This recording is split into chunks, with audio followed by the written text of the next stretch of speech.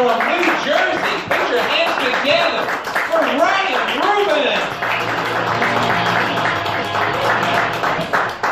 Hey! So I'm not liking this one guy lately, you know, he's ruining women's minds. He's abusive towards women. He's rich, he's popular, powerful. I just don't know how people are liking this Christian Grey guy. You know, my wife, she peer pressured me into seeing 50 Shades Darker, and she won. She did. She won. I went. And the whole time I was there, I was nervous. I was scared. There was a little girl sitting all over the place. I thought the cops were going to come get my ass. You know, 50 Shades of Grey, whatever the fuck that name is, 50 Shades would be 10 times better if Anastasia Steele was black. Because let Christian Grey try that shit on a black girl. She gonna whoop his ass. She gonna beat the fuck out of him. That's all there is to it. You know, white girls, they're too shady. They want too much. I'm too fat and lazy to be doing all the stuff they want. They want jumper cables on their titties. They want to get choked out. Then the cops are knocking at the door, and it's a mess. I've been there. Trust me.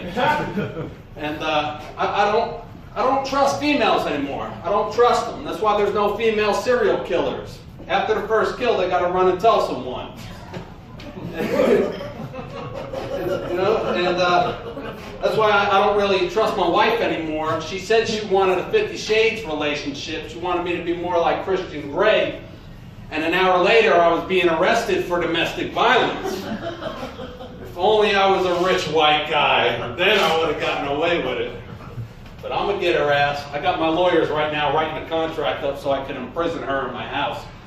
That'll teach her. So how good do I look? Only on St. Patrick's Day, the whole St. Patty's Day week, you'll see me dressed up. I'm trash. I'm Jersey trash. You'll never see me dressed up. But you know, I will put my good T-shirt on. R.I.P. Harambe, gone too soon. You know, I got my whatever these are. I got my good hat on. You know, I tucked my shirt in. So I'm ready. You know, I'm ready. You know, what's the first thing you would do if your girl hooked you up on a blind date and I walked into the place and I just walked in and sat down next to you? What's the first thing that comes to your mind? Look at that. Speechless. Speechless. That's what I'm saying. I just want to know what to say. Look at this. I got to tell you, I'm married, though. I got to tell you that because my wife's going to beat me if I don't. No, I'm just kidding. She doesn't hit me. You know, I love St. Patty's Day. It's National Drunk White Girl Day. The one day where it's acceptable to be drunk by noon and all the bars sell their expired alcohol for Polacks dressed in green.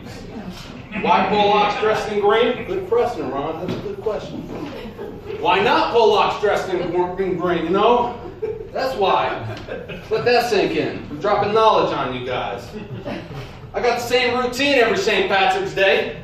I wake up at the crack of dawn and start drinking. And then I throw up, and I get into a fight. I pee on some walls.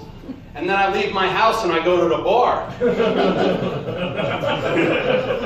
So every St. Patrick's Day, I got to outdo last St. Patrick's Day. And last St. Patrick's Day, I went to New York City. Yeah. I went to New York with my boy Mike. And we were bar hopping, just drinking all day. And by midnight, I said, this is it. Let's just lay it out. Next bar we go to, this is it. Let's get hammered. We're on 45th Street. We go to a bar called Point Break. I go in there, I order a drink, I'm beyond buzzed already. I'm so drunk that I started pouring my drink on myself before it even touched my lips. So I see myself getting flagged real soon. So me and my boy Mike, we come up with a great idea. You know, we're gonna order 5 Irish car bombs, set 60 seconds on a timer, see if we can do it. Now Irish car bomb, pint of Guinness, topped off with a little Bailey's, shot of Jameson. It's a fucking hell. It's fucking hell. So we do it. It sounded good on paper until you actually do it. All of a sudden, I take a nap at the bar. And I wake up. There's throw up everywhere. And I start levitating towards the exit door. And then the doors open up, and I start flying. and I just hear, I believe I could fly. And I hit that fucking sidewalk so hard. I hit it so hard. They threw me out. Who would have guessed it? Who would have guessed they threw me out? So I still want to continue my nap. And I see a pile of New York City trash. And it looked very appealing to me. So I laid in it. And I kicked my feet up on a couple of used condoms and some needles. It was tremendous. I felt famous. People were taking pictures of me. I'd wake up, there'd be girls laying in the trash with me taking pictures. I loved it. Well, boy, he wakes me up. I blink. Next thing I know, we're on the bus. Each one of my pockets are filled with peanuts. I look over at my boy, and he's eating peanuts as well. I didn't think nothing of it till the next day. I read in the newspaper, 2 drunk scumbags stole a couple peanuts from a peanut stand. What dicks? I hope they find that guy. That's not right. That's not right. Someone would do that shit. So I started a GoFundMe account to help pay for my bail just in case I get arrested this St. Patrick's Day, because I am in the South and you guys are real strict. So go on to GoFundMe/Ryan Rubin, help support my bail.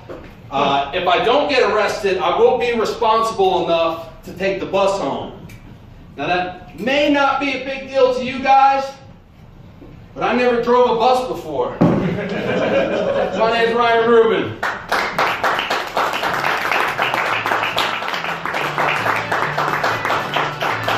Even more for Ryan.